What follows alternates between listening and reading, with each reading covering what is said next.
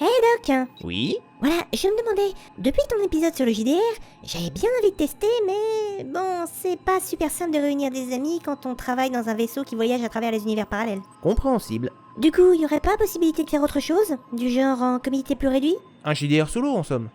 Ce serait sympa, mais ça doit pas exister, je pense. Détrompe-toi ma grande, ça s'appelle Les livres dont vous êtes le héros, et on va en parler tout de suite. Elle est vraiment soft ton intro aujourd'hui. J'avais pas d'idée.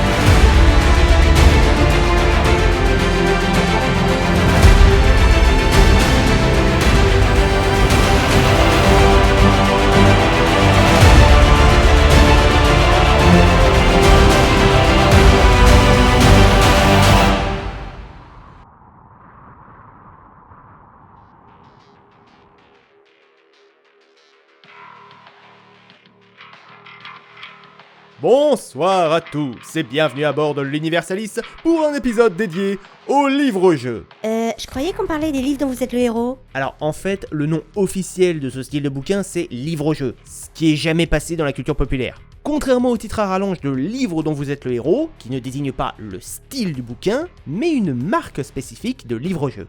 Ok.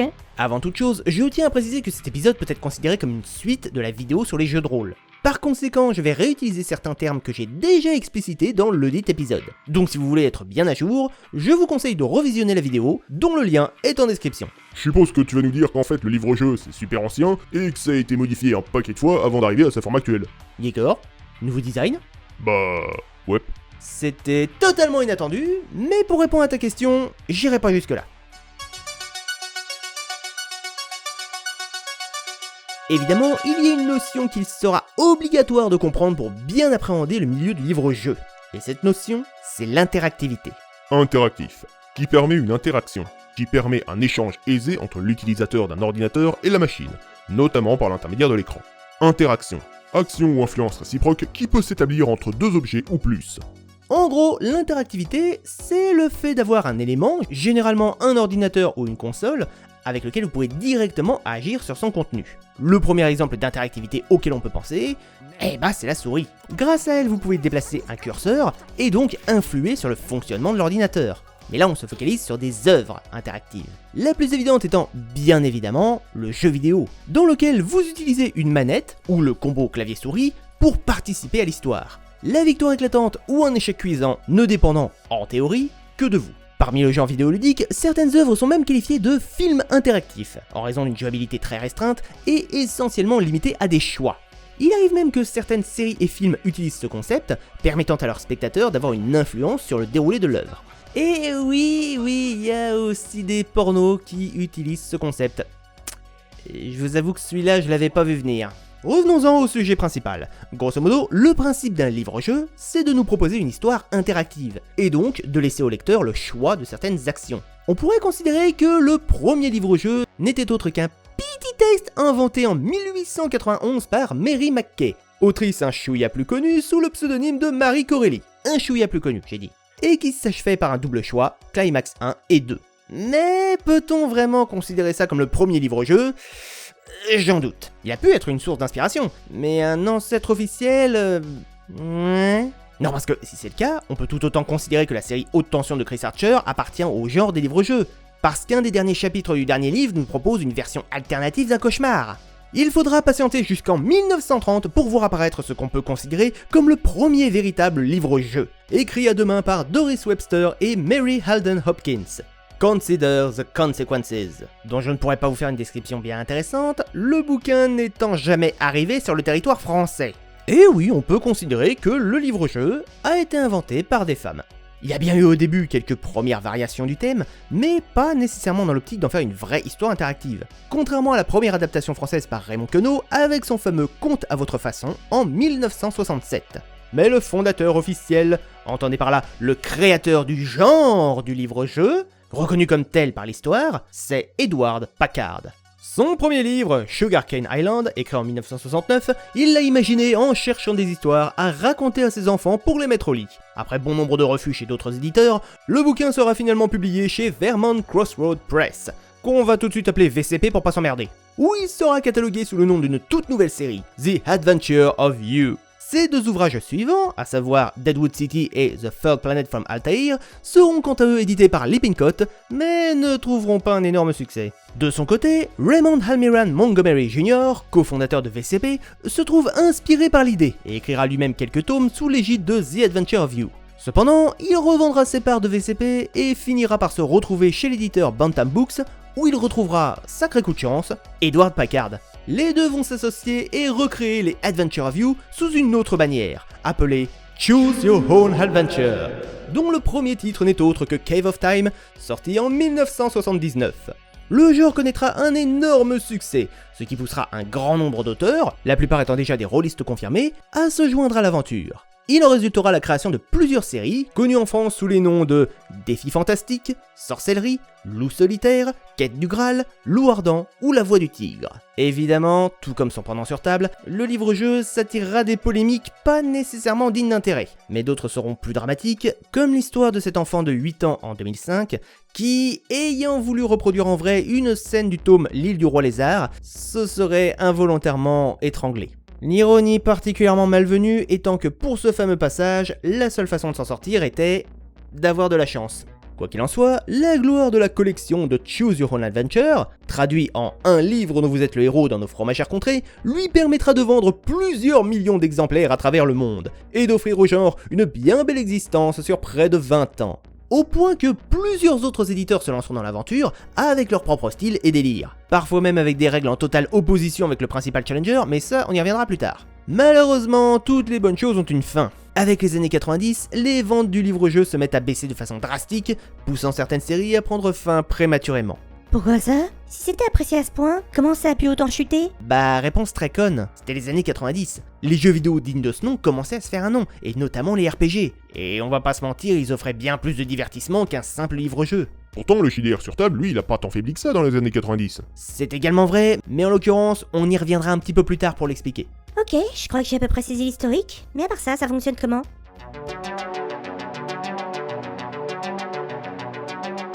Alors, on va partir sur un principe tout con, si vous savez lire, vous savez jouer. Ah bah t'as raison, c'est tout con. Mais encore? Eh bien, je vais essayer de préciser le fonctionnement classique de la plupart des livres-jeux. Je suis au courant d'un certain nombre de variations, mais je ne connais pas tout. Notamment pour ce qui était de versions très anciennes, jamais parues en France, ou de systèmes récents que je n'ai pas eu l'opportunité de tester. Généralement, quand vous ouvrez un livre dont vous êtes le héros, vous tombez sur une préface ayant pour but de vous en expliquer les règles, ainsi que les spécificités du tome. Puis vient le jeu en lui-même, qui comportera toujours une caractéristique précise. Le lecteur est directement inclus au sein de l'histoire. S'il est possible que vous deviez incarner un personnage dont le nom ou le genre n'est pas le vôtre, vous serez toujours décrit à la seconde personne. Ce n'est pas un jeu qui raconte ce qu'il a vécu, ce n'est pas un il ou elle qui vit son histoire, c'est vous, c'est toi. Tandis que vous parcourez la grande route à cheval, la lumière du jour diminue de plus en plus. Bientôt il fera complètement nuit et vous ne pourrez plus voir les ennemis qui vous attendent dans l'ombre. Vous décidez donc de vous arrêter en lisière de la forêt et de vous cacher là jusqu'au matin. Vous pourrez par la même occasion prendre quelques repos. Tu n'étais jamais fixé de limite, tu as toujours cru en toi, en tes capacités, tu as toujours agi de façon à atteindre ton but. Mais tout de même, tu dois bien l'avouer à ce moment de ton existence, à cet instant très précis, ce samedi, à 5h30 du matin, heure de Baïkonour, dans le centre du Kazakhstan, soit 1h30 à Paris, tu as vraiment l'impression de vivre un rêve éveillé. Au-delà de cette simple spécificité d'écriture, le livre-jeu, vous l'aurez compris, a pour but d'être interactif. Or, par quel miracle pourrions-nous rendre un texte, écrit à l'avance donc, interactif? Eh bien, l'ouvrage est divisé en une série de paragraphes numérotés, chacun possédant comme finale plusieurs propositions, chacune invitant le joueur à lire un paragraphe différent en fonction de ce qu'il souhaite faire. C'est décidé, tu vas mettre ce dangereux personnage hors d'état de nuire. Si tu utilises ton taser, va au 94. Si tu utilises ta bombe au poivre, va au 102. Vous avez le choix entre visiter les écuries, rendez-vous au 193, pénétrer dans le verger, rendez-vous au 197, ou regagner la cour d'honneur, rendez-vous au 117. En gros, on se contente de choisir le meilleur chemin pour avancer jusqu'au final. Oui et non. En fait, les premiers livres du genre, et encore certains à l'heure actuelle, sont effectivement focalisés sur ce système. Et c'est là que tous les adeptes du livre-jeu ne sont pas d'accord entre eux. Si Consider the Consequences est indubitablement le premier de tous, beaucoup le voient davantage comme de multiples nouvelles avec un tronc commun plutôt que comme un véritable jeu à part entière. Le simple fait de choisir n'ayant pas pour eux une forme ludique. Argument valable, mais qui ne me convainc pas tout à fait. Si l'auteur réussit à offrir suffisamment de voix à son histoire en fonction de la moindre décision, sans pour autant donner l'impression que l'on est forcé à suivre une route plutôt qu'une autre, je pense qu'il mérite l'appellation de jeu. Sinon, ça signifierait que les premiers ouvrages de Packard, essentiellement tournés vers de simples choix, ne peuvent pas non plus être considérés comme des jeux. Si les fans ne sont pas d'accord, ça veut dire qu'il y a un autre système? Excellente déduction. C'est un changement majeur qui se produira avec le premier tome de la série des Défis Fantastiques, c'est-à-dire Le Sorcier de la Montagne du Feu, sorti en 1982, qui veut donner un sacré coup de pied dans la fourmilière. Désormais, le livre dont vous êtes le héros s'inspirera davantage du style du JDR. Car oui, rappelez-vous, c'est à cette période que bon nombre de rôlistes se sont lancés dans l'aventure de Choose Your Own Adventure. Humour! Ouais, c'est nul, dis. Humour, ta gueule, humour! Désormais, chaque titre s'accompagne d'une feuille d'aventure et de caractéristiques pour le joueur. L'habilité qui détermine à quel point il est agile, son endurance qui lui sert plus ou moins de barre de santé, et la chance qui détermine sa chance. Oui, parfois, faut pas chercher bien loin. Ainsi qu'une fiche lui permettant d'annoter tout ce qu'il trouve sur sa route, à savoir de l'équipement, de l'or, des provisions, etc. Mais pour déterminer les caractéristiques, ainsi que son potentiel de survie lors des combats, le joueur devra se munir de dés. Les dés pouvant mieux expliciter la gestion du hasard au cours de l'aventure, mais également des combats. Même si pour ma part j'ai une petite préférence pour le système de Dragon d'Or, qui pour chaque rencontre avec un ennemi, explicite davantage les conséquences du résultat, allant des simples dégâts au one-shot en cas de critique. Scorpion mécanique, endurance 12. Jetez 2 dés. Si vous faites 2, la queue du scorpion se détend dans un bruit sourd et son dard se plante dans votre bras, vous injectant un poison si redoutable que jamais vous ne saurez que votre aventure vient de s'achever. De 3 à 6. Le scorpion vient de vous attraper la cheville avec l'une de ses pinces. Ce qui ne serait pas très grave si cette pince n'était pas aussi tranchante que la lame d'un rasoir. Vous perdez 3 points d'endurance. De 7 à 11. Vous faites un pas en arrière, ce qui laisse le temps de saisir votre épée, dont vous portez un violent coup à la créature. Cependant, sa carapace est si épaisse qu'il ne perd que 2 points d'endurance. 12. Vous venez de porter, au hasard, un coup de votre épée au scorpion. Et vous pouvez dire que vous avez de la chance, car vous avez atteint un centre vital de la créature qui s'effondre sur le sol. Encore quelques soubresauts, et elle reste immobile pour l'éternité. Et si on empruntait, on fait comment? Bonne question, à laquelle certaines séries ont su répondre avec astuce. Loup Solitaire offre en fin d'ouvrage une table du hasard, avec laquelle vous allez pointer, yeux fermés, un des chiffres pour mieux déterminer votre score. A l'inverse, la saga du prêtre Jean préférera vous inviter à ouvrir le livre au pifomètre pour contempler un bas de page où est imprimé le résultat. Ouais, donc il y a toujours un effet de hasard en fait. Ça dépend. L'usage des dés et du hasard n'est pas obligatoire dans un livre-jeu, on peut très bien s'en passer. D'ailleurs, la plupart des représentants du genre s'en servant s'orientent plus vers un simple RPG hack and slash. Mais ça ne veut pas dire que c'est un univers figé. On a parfois même l'usage d'énigmes, plus ou moins difficiles, qui vous permettront, une fois résolus, d'obtenir le numéro d'un paragraphe, nécessaire à la continuité de l'histoire. Bon, après, soyez prévenus, oui, les énigmes impliqueront très souvent des chiffres. Le sorcier éclate d'un rire sardonique. Soudain, ses yeux lancent des éclairs et sa poitrine se soulève. Il s'apprête à cracher du feu dans votre direction. Si tu crois connaître une formule permettant de contrôler les flammes, récite-la. Examine les initiales de chacun des mots et remplace-les par leur place dans l'alphabet. Exemple, A égale 1, B égale 2, C égale 3, etc. Tu obtiendras un numéro à 3 chiffres. Rends-toi ensuite au paragraphe correspondant. Si tu ne connais pas la formule, va au 256. Réponds à cette énigme et je verrai ce que je peux faire pour t'aider. 3 tomes d'un ouvrage sont posés verticalement côte à côte sur une étagère. Un vers se fraye un chemin à travers les feuilles de papier. Il commence à la page 1 du premier volume pour s'arrêter à la dernière page du troisième. En sachant que la couverture de chaque livre est épaisse de 2 mm, dis-moi quelle distance a parcouru le vers dans son œuvre destructrice. Et bien évidemment, on a le cas des livres-jeux spécialisés en les enquêtes, où la découverte et l'utilisation d'indices et d'objets retrouvés sur le chemin seront nécessaires à la victoire. Et on a aussi vu apparaître les bandes dessinées dont vous êtes le héros, qui ont un énorme plus dans leur conception, leurs illustrations. Car elles offrent une toute nouvelle dimension dans le principe des énigmes pour retrouver votre chemin. Jeu visuel, paragraphes plus ou moins dissimulés, possibilité de revenir en arrière, etc. Et évidemment, il y a tout un tas d'autres particularités en fonction de telle ou telle catégorie de livre-jeu. Par exemple, certains vous offraient le choix du genre de votre personnage, comme avec les week-ends d'enfer ou les messagers du temps, dans lequel incarner l'homme ou la femme pouvait engendrer des situations différentes. Et il y a également, du moins pour les versions les plus adultes dirons-nous, un permadeath. Pour ceux qui ne le connaissent pas, ce terme désigne le principe qui est que, quand t'es mort, t'es mort. Comme autant de ressorts, les serpents s'élancent vers vous, découvrant leur croc venimeux. L'un d'eux parvient à vous mordre à travers vos cuissardes de cuir et une abominable douleur vous embrase aussitôt la jambe. En quelques secondes, vous sentez le poison se propager, gagner vos reins, votre ventre et enfin votre cœur. Une fulgurante brûlure et tout s'éteint pour toujours autour de vous. Le grand pied de bronze s'abat sur vous, vous tentez de vous échapper.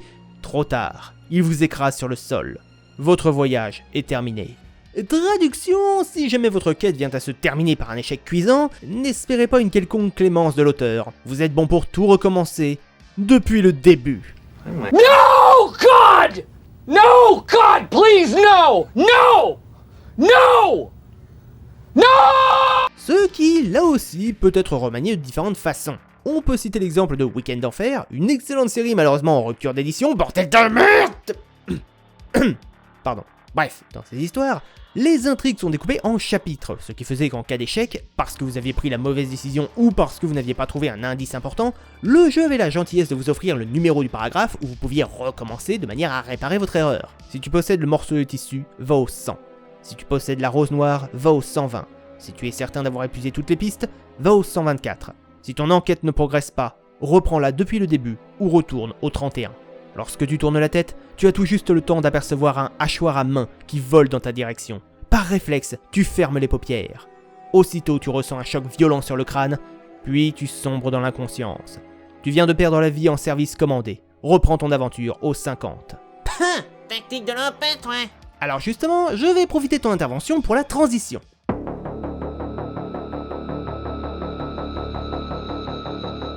Parce que oui, c'est bien sympa le permadeath, ça te permet de ressentir d'autant plus la dangerosité de ton environnement, de faire beaucoup plus attention à ce que tu fais. Ouais, sauf que quand le hasard s'en mêle et que t'as juste pas de bol... Tenez, prenons un exemple tellement célèbre qu'il en a été inclus dans le jargon des fans du livre-jeu. Le mât.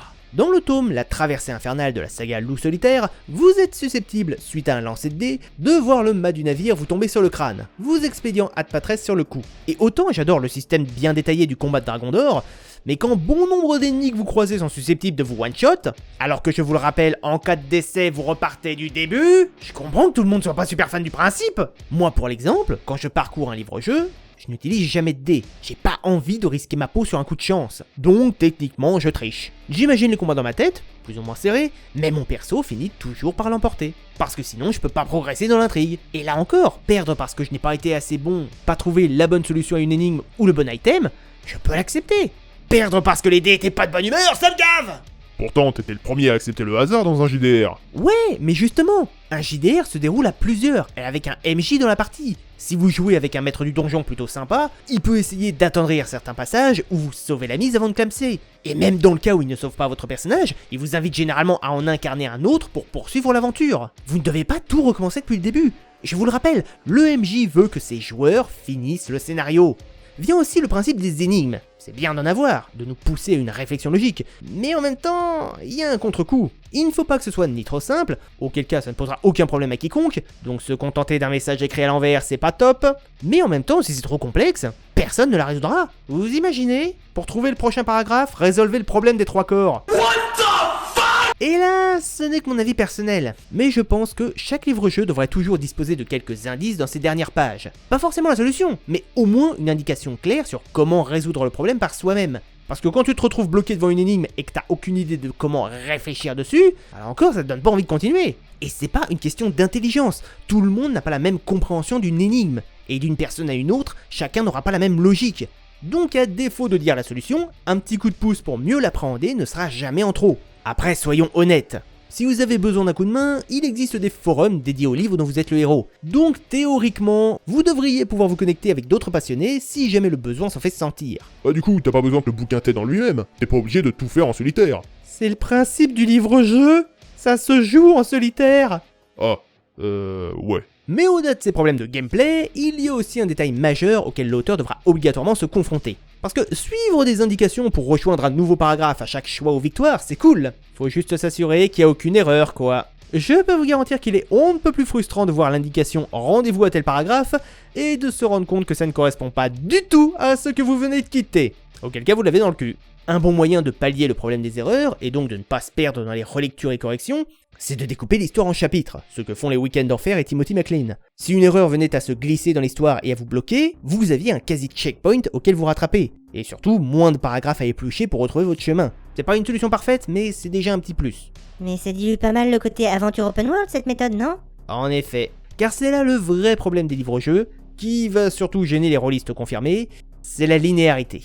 Le texte et l'histoire sont écrits, et donc pas moyen d'envisager une autre voie que celle déjà prévue par l'auteur, ce qui enlève une bonne partie du fun d'un JDR. Il m'est déjà arrivé des situations où, de mon point de vue, j'aurais dû pouvoir agir autrement. Et c'est même une des raisons qui a permis au JDR de si bien tenir la comparaison avec le jeu vidéo dans les années 90. Parce que même s'il était incapable de présenter des graphismes et des effets en 3D moches, il pouvait jouer avec la capacité des MJ à toujours s'adapter aux actions et aux décisions de leurs joueurs. Et du coup, tu disais tout à l'heure, les livres-jeux, ils peuvent être orientés vers n'importe quel thème?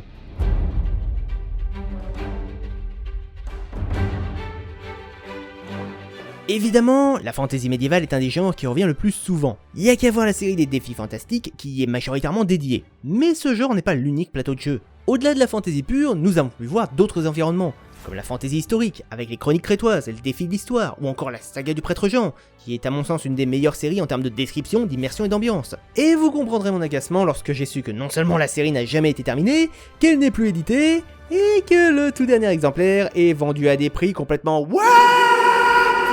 On peut même avoir droit à de la fantasy arthurienne, de l'enquête policière ou de la science-fiction. Et il existe même des styles qui sont orientés pour les plus jeunes. On a aussi eu droit à quelques déclinaisons d'univers célèbres comme Star Wars, Chair de Poule, Dofus ou Donjons et Dragons. Non, je déconne pas. Il y a vraiment eu des livres dont vous êtes le héros sur l'univers de Donjons et Dragons. Mais ça date du coup tout ça. Comment ça? Tu as dit que les livres-jeux ont presque cessé d'exister avec les années 90. Et la plupart des ouvrages que tu nous as cités sont des séries disparues ou datant de cette époque. C'est un fait.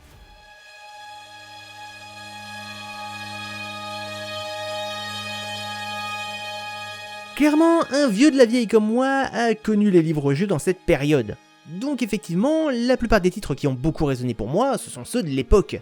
Mais si le livre-jeu est sorti de son âge d'or, il n'est pas tombé dans l'oubli pour autant. Plusieurs séries ont été rééditées, parfois dans un format qui ferait pâlir de jalousie leurs ancêtres, et on trouve toujours de nouveaux titres créés par de jeunes ou moins jeunes écrivains plein d'espoir. Notamment avec les applications très récentes de Réaddiction ou Adrénalivre, qui ont voulu relancer le mythe du livre-jeu de façon numérique, en finançant de nouveaux auteurs. Mais ça n'empêche pas certains de poursuivre sur la version papier si adorée des fans du genre, que ce soit en guise de roman ou nouveauté appréciable en bande dessinée.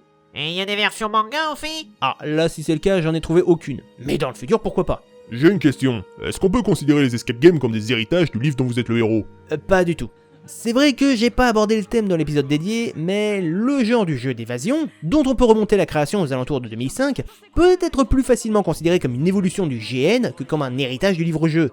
Par contre, le système de l'escape game peut lui être ramené au rang littéraire, confiant au lecteur un jeu réutilisable à loisir, un style que l'on appellera alors escape book.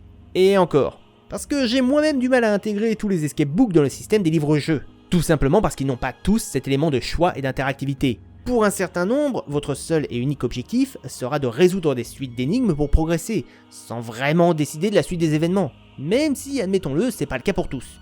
Mais si les escape books ont pu apparaître et avoir du succès, c'est parce qu'ils étaient très axés sur les principes des livres-jeux, et beaucoup de nouvelles séries du genre ont vu le jour entre les années 90 et 2020. C'est juste que ça n'a pas autant rayonné que certaines séries piliers. Mais ça ne veut pas pour autant dire que le genre n'existe plus, il est juste moins visible. Du coup, on peut le retrouver adapté dans la culture populaire?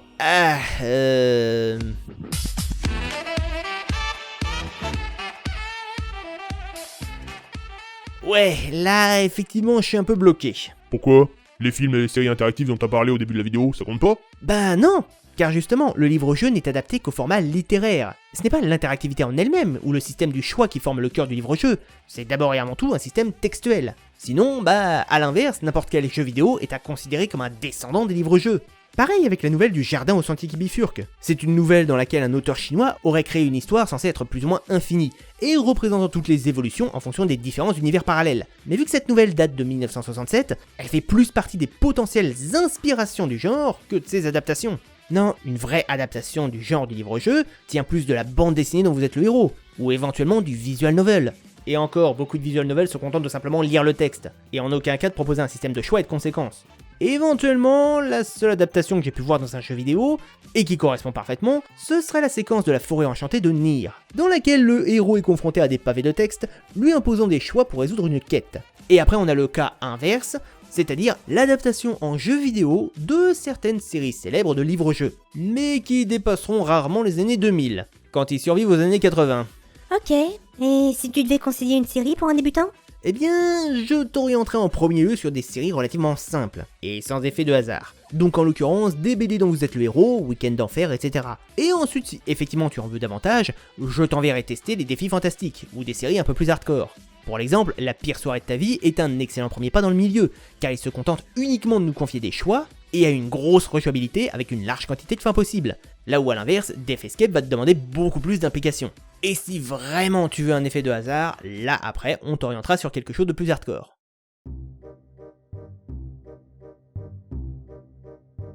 Voilà! Je pense que j'ai dit tout ce que j'avais à dire sur le livre-jeu. Alors, peut-être que je m'avance un peu, et peut-être que j'aurai complètement tort, ce n'est que mon avis, je peux l'accepter.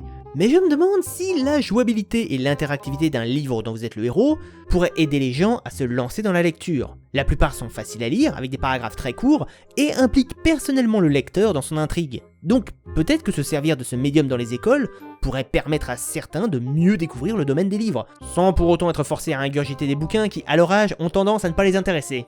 Je vous laisse méditer là-dessus, et je vous invite à lire autant que possible, que ce soit des livres-jeux ou des livres tout court. Sur ce, je vous souhaite une excellente soirée, et à bientôt à bord de l'Universalis.